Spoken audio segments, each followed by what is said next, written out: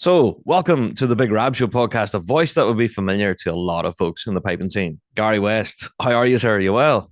I'm very well, Rab. Yes, very well indeed. Yourself? I bet the very best. We're recording this on a very sunny Saturday, so it's a great day outside in Northern Ireland. What's it like where you are?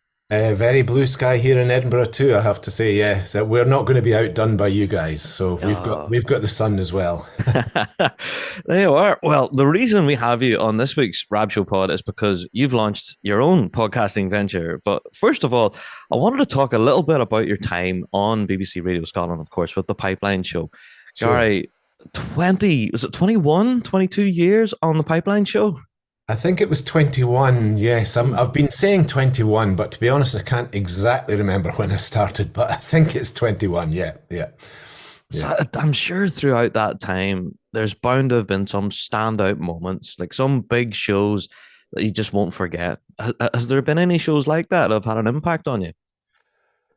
There have. I think you'll know what this is like. When you do so many shows, after a while, they all kind of melt into one. Because 21 years is almost 1,000 shows. I think I've done. Wow. So Yeah. and there's nothing I haven't said about bagpipes many, many, many times over.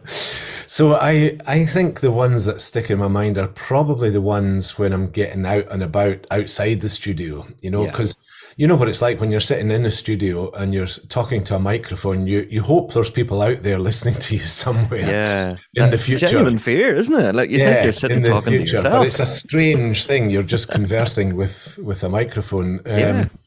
Or with one producer in the BBC, through the glass or whatever. Hmm. So I suppose the ones that stick in my mind most are the ones where I've managed to get out and about, in amongst the real happenings, as it were, competitions, whether pipe bands or solo competitions, events, recording at piping clubs, piping societies, that kind of thing. Obviously, world championships are very special. They always stick in the mind. I think the first one I did was it was nerve wracking because you've got to go back to the studio just a couple of hours after it's actually finished, and by the time you get back to the studio, you maybe still not know the results. Well, always you don't know the results because we Yeah. tended to finish recording at the park, head back to HQ and start to get ready. And so we're going out, we always went out live, certainly for the Worlds, live at 9, 9:05. Hmm. You don't know at that point what music you're going to be playing because you don't know the order. We always knew more or less the bands were likely to play, but very Yeah. seldom did we call it, the top six in exactly the right order or whatever. So, and you don't know what you're going to say about it because you don't know who's won and who's had a disappointing day or who's had a good day. So I think my first few World Championships were very, very nervy, but very exciting. And that was back in the days when the telly didn't cover it. It was just us, just the radio. So, That's right. Yeah. so everything was hanging on us. Whereas nowadays, what tends to happen is that the big production is the telly stuff, and we take the sound feed from them and get their stuff. So it's changed days, I suppose, from that point of view. So yeah, World Championships, definitely. The big solo competitions, Glenfiddich every year is always very special, and it's kind of home turf for me, Blair Castle. And there's not, if there's a better room for piping anywhere in the world than the main ballroom there at Blair Castle, I've yet to find it. And all the players say that it's a very special place and a very special atmosphere. So it's always a treat to go there, back to my homeland every Yeah. year. Northern Meeting, Inverness, we cover that every year. That's a very different thing, much, far, by definition, the Glenfiddich has, the 10 top players in the world in that Hmm. year, really. Yeah. There's hundreds of competitors at the Northern Meeting, so it's much, much a bigger organization. And then, yeah, just these out and about events are always really special. Yeah. There you are. I have to say, it has become quite a tradition, and I'm sure not just in my house, but in a lot of people's households, that you tune in to Pipeline, as soon as it's on. It's just an automatic thing in everyone's house. It just bing, on goes the radio. You know, the Yeah. telly gets switched off, on comes Gary, and Well, that's that's nice to now. know. Yeah, Yeah. Yeah. honestly, it has become Always such got a tradition. occasionally some strange messages, people saying, "Yeah, I always listen to you in the bath" or whatever. And I think, right, okay, I don't In the want bath? to have that image. Thank you very much. Oh wow, yeah, that is an image. Yeah, and for some reason, when people listen to the Rab Show, they're either driving or they're doing the housework, Yeah, which is well, odd. I think that's true probably of a lot of radio programs, and you Yeah. know, I sometimes I think the car thing Mm. is definitely the case. You know, a lot of people, whether it's on radio when it's actually going out, or if they've downloaded it from Sounds or a podcast or whatever afterwards. Yeah. Oh yeah, I'll listen to that in the car. I sometimes say to the top pipers, you know, it's not worth tuning your drones. No one can hear them in the car, you know. Well, actually, I don't think I've ever said to that to them, but I've thought it thought it often enough. Oh, that's it. Hours and hours of tuning, and you have to get over the top of an engine. Yeah, that's it. Exactly. But yeah, That's it. So I have to say, as well as being, you know, quite prolific on the radio and everything, you've been at the forefront of some huge live events and that. And one that I wanted to ask you was the Inverarian District concert last year. yeah. Gary, Yeah. that was such a special show. What was it like being there? It was amazing. It was amazing. I mean, I've been at most, if not all, of the the pre-Worlds concerts over the years. As an audience member, or occasionally we've covered them on Pipeline or whatever. But you know, that was certainly a very special one. So as you said, I was comparing it. So I had a ringside seat, just standing at the side of the stage. Yeah. And yeah, it was incredible. You know, I think pipe band concerts have come so, you know, a few people have been asking me how have things changed over the last, you know, during my time on Pipeline. And I would say the pipe band concert is one. Obviously they've been around longer than 20 years. I did them myself back in my Vale days, the likes of Ballymena, you know, in Yeah. the 80s and so on. So the phenomenon of the pipe band concert is well established, but I think they're just getting better and better. I thought for a while that when pipe bands first began to branch away from just pipes and drums into, you know, a keyboard and guitar or whatever, Yeah. that sometimes it didn't work because I think not enough thought was put into it. You know, it's like you sometimes got the impression that the week before, you know, the band phoned up a keyboard player and said, going to come along and play a few chords or whatever. And I don't think it was Yeah. thought out enough. Yeah. Not every band, but I think there was a tendency to do that. But we're way past that now. You know, these are very sophisticated arrangements that they've clearly worked on for a long time. And there's a pool now. The other thing is there's a pool of accompanists. Many of them actually pipers, but also very, very good guitar players or bazooka players or whatever, Yeah. who know how to play with bagpipes, first of all. So that whole drone thing, obviously you have to take that into account. Some chords are going to work, some chords are not going to work. How to engage with a pipe band drum corps, with the complexities of that, you know. So you rhythmically, if you've got a string instrument and you're doing something rhythmically, you've got to be aware of what the drum corps are doing. Otherwise it just starts to, you know, fight each other. Clash. So Yeah. it's a much more complex and better system now. And I think Inverary just nailed it. It was such a good concert. Yeah, brilliant. Yeah, absolutely. Well, we're now looking forward to this incoming year with Simon Fraser University. Will you be there in the Armadillo yourself, Gary? Hoping to be. Yes. I don't think I'll have the means yet of recording it. I'm hoping. Well, we'll talk about the podcast in a minute, but I'm hoping to do some recording. But that's probably a step too far in year one. But yeah. Looking forward to that. Absolutely. Oh, it'll be a great show for sure. So, right, let's get on to the podcast then. I've got a wealth of other questions I could have asked you all about Pipeline, but we want to move ahead because you're now on to a brand new venture. Tell us about this podcast, Gary. How did this all start life? So, yeah, it's a good question. The whole Pipeline thing, you know, obviously for the last few months, there's been a bit of a stushy and a bit of a confusion as to exactly what's happening. I first got wind of it before Christmas, December, that this was probably going to happen, and that I began to think, right, okay, I really enjoy doing this. How can I keep doing it in some other way if Pipeline does go? Yeah. And so I was thinking towards, well, maybe could I do something myself? Is there any other platform, any other radio place that might want a piping program or whatever? And I thought, well, let's just have a go at the podcast idea. And I've seen the success of yours, and one or two others, and I think, well, there's clearly a demand, an audience for piping stuff out there, and I've got the kind of background and the experience, and for the last 2 years I've been producing Pipeline as well as presenting, so I knew how to do the technical stuff, I knew how to record and edit and all of that. So I thought, well, why not? Let's give it a go. And so I did a sort of kind of dummy one just to make sure, because I was working previously on BBC software and all of that, so it was just, I did one just with my own means. Can I do it myself? And I thought, yeah, it's just the same as I've been doing, really.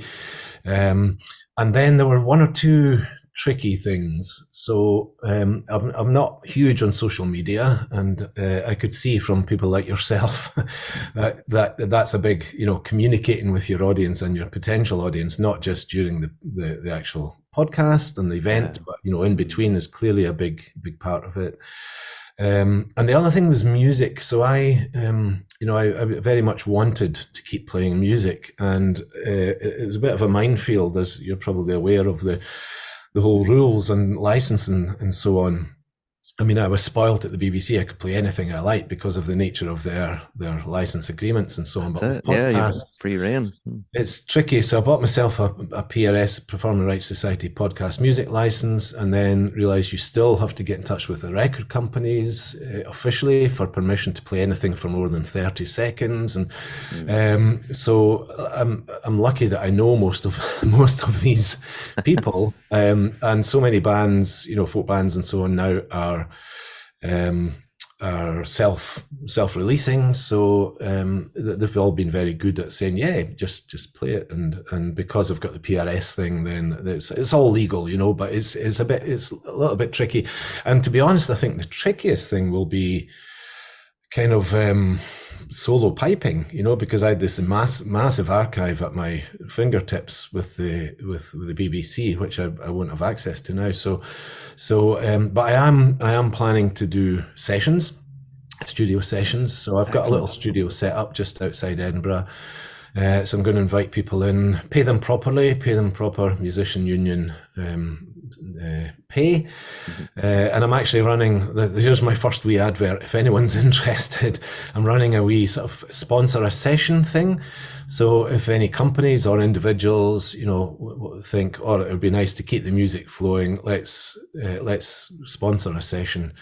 They can do that, and they obviously get a bit of airplay and so on to named. And if it's a company, a wee bit of a spiel about them associated with whoever's doing the session. Aiming for one of them, one a month, and I've got a little bit of sponsorship already in the bag, which is great. So just trying to build it. I know it'll be, I'll take lessons from you, but I know it's